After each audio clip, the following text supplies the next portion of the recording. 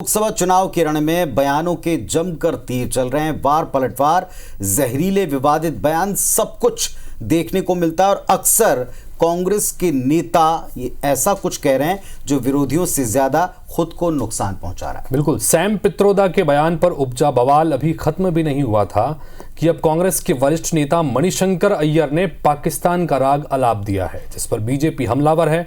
वहीं कांग्रेस पल्ला झाड़ने की पुरजोर कोशिश कर रही है। वो भी एक सॉवरेन मुल्क है। बात तो करो, बंदूक को लेकर आप घूम रहे हो, कोई पागल वहां आ जाए वो बम निकाल ले। ये है मणिशंकर अय्यर। जब भी मुंह खोलते हैं तो विवाद होता है, खासकर लोकसभा चुनाव के वक्त। वो कभी नरेंद्र मोदी को चाय वाला, तो कभी नीच कहते हैं, तो कभी पाकिस्तान का राग अलापते हैं। कांग्रेस नेता और पूर्व केंद्रीय मंत्री मणिशंकर अय्यर ने एक बार फिर से पाकिस्तान पर कुछ कहा और जबरदस्त विवाद हो गया। सोशल मीडिया प्लेटफॉर्म पर उनका बयान वायरल हो रहा है, जिसमें मणिशंकर अय्यर कहते दिख रहे हैं कि पाकिस्तान भी एक संप्रभु देश है, उनकी भी अपनी इज्जत है, लिहाजा भारत को पाकिस्तान से इज्जत से बात करनी चाहिए। ये कि वो भी एक सॉवरेन मुल्क है और कि उनकी भी इज्जत है, और उस इज्जत को कायम रखते हुए आप उनसे जितनी कड़ी बात करना चाहते हो करो, लेकिन बात तो करो। बंदूक को लेकर आप घूम रहे हो और उससे क्या हाल मिला? कुछ नहीं। मणिशंकर अय्यर ने आगे कहा कि पाकिस्तान के पास परमाणु बम है, पाकिस्तान को इज्जत देंगे तो वो अपने बम के बारे में नहीं सोचेगा। कोई भी पागल वहां आ जाए तो क्या होगा देश का? उनके एटम बम है। ये भी है। हाँ, हमारे पास है, लेकिन किसी पागल ने हमारे बम को लाहौर स्टेशन में फूटा तो 8 सेकंड के 8 पल के अंदर उसकी जो रेडियो एक्टिविटी है वो अमृतसर पहुंचेगी। मणिशंकर का एक इंटरव्यू में दिया गया ये बयान कुछ महीने पहले का बताया जा रहा है, लेकिन अब इसे सोशल मीडिया पर शेयर किया गया तो जमकर विवाद हो गया। बीजेपी नेताओं ने मणिशंकर अय्यर के बहाने पूरी कांग्रेस को निशाने पर ले लिया। पाकिस्तान के पास से पाक ऑक्यूपाई कश्मीर लाने की जगह कांग्रेस पार्टी एटम बम की बात कर भारत की जनता को डरा रही। मुझे मालूम नहीं है कि कांग्रेस पार्टी को क्या हो गया।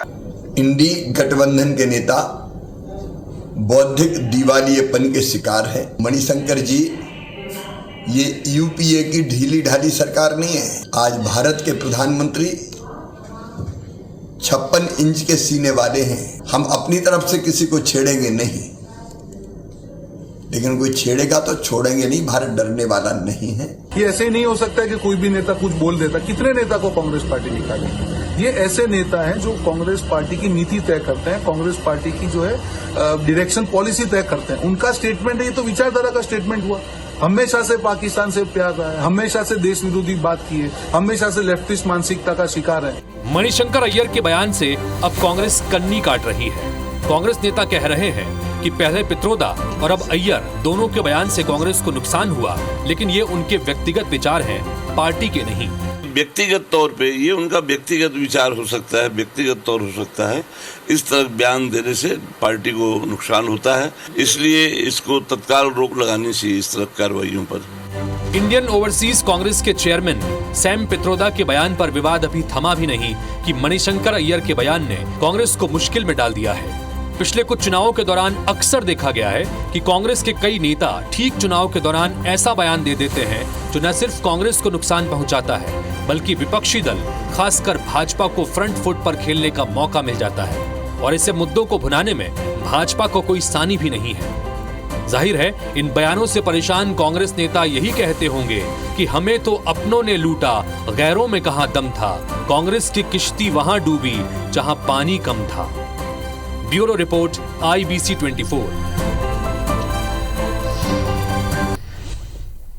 तो जाहिर तौर पर जिस तरह से बयान आ रहे हैं, कांग्रेस पार्टी के नेता एक तरफ अलग अलग मंचों के जरिए अपने मैनिफेस्टो की बात करते हैं, न्याय की गारंटी की बात हो रही है, तो दूसरी तरफ पार्टी के ही ऐसे वरिष्ठ नेता कहीं न कहीं से बैठकर इस तरह के बयान देते हैं कि पार्टी को ही उसके बाद असहज स्थिति से गुजरना पड़ता है। बहरहाल एक छोटी सी और कहावत याद आ गई कि गैरों की बात और दोस्तों के बारे में कहा जाए ना कि अपने ऐसे दोस्त हों तो फिर दुश्मनों की आपको क्या जरूरत।